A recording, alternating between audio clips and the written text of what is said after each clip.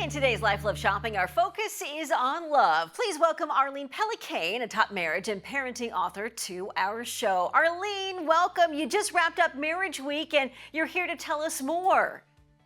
It's so good to be with you. National Marriage Week runs every year from February 7th to 14th. And it's a week to say, hey, you know what? Marriage, sometimes it gets bad press or not enough press. And this is a week to say marriage is a good thing. It's good for people. It's good for our nation. It's good for kids. So it's been a really fun week. This year's theme for Marriage Week is Love Beyond Words. Why this angle for 2024? Yeah, love beyond words. It's kind of like, don't just talk about it, do it, So when you said I do, in sickness and in health, for richer or for poorer, love beyond words' theme is, hey, let's fulfill the vows that we make. Let's say that's something I committed to and I'm going to show up for you. Let's have that love beyond words that's not just cheap talk, but it's actions, things as small as, hey, this is my favorite dessert we're sharing and I'll let you have the, last bite, to as big as a person I just recently talked to, their husband had lost his eyesight. And for the past 9 years, he said, she's been my eyes. She'd made sure that I match. She's made sure that I get to my places on time. So it's a love beyond words that keeps showing up over and over again. That's really beautiful. Well, it's hard to match that as an example, but are there other ways we can I wanted to give you the spectrum, Yeah. The bite of dessert to all the way to taking care of someone.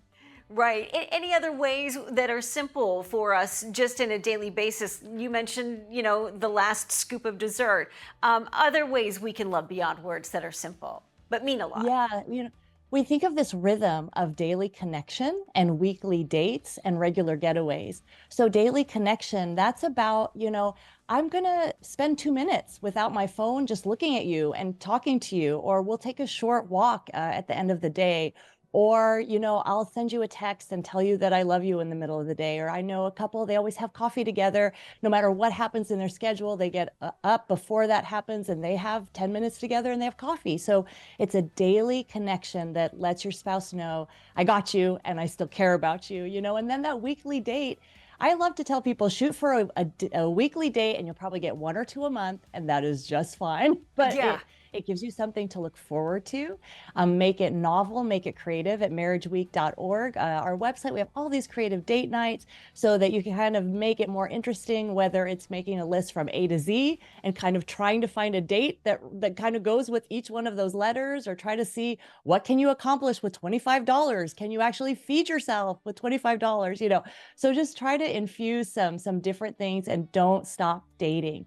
And then regular getaways, like put something on your calendar. Even if you have young kids, your baby won't remember that you were away for 24 hours. Your toddler won't remember, but your spouse will remember. And so whether it's saving up for that vacation of a lifetime, or it's going a half an hour away and spending the night at a hotel and having 24 hours, those regular getaways, those are always love beyond words to show I still care about you.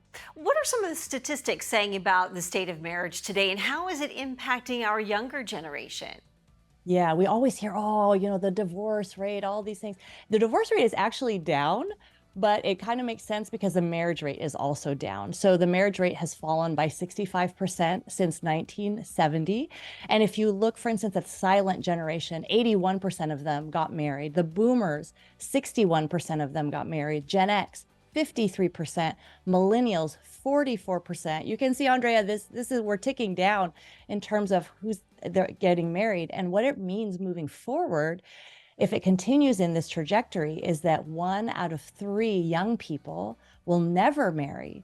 And that's a pretty sobering statistic from an economical standpoint, from a fertility replacement standpoint, Sure. and just a happiness standpoint, because we always talk about college, go to college, but those boosts, college gives you a 64% boost in happiness. Arlene, thank you Yeah. so much. Stay with us. Thank We're back you. right after this.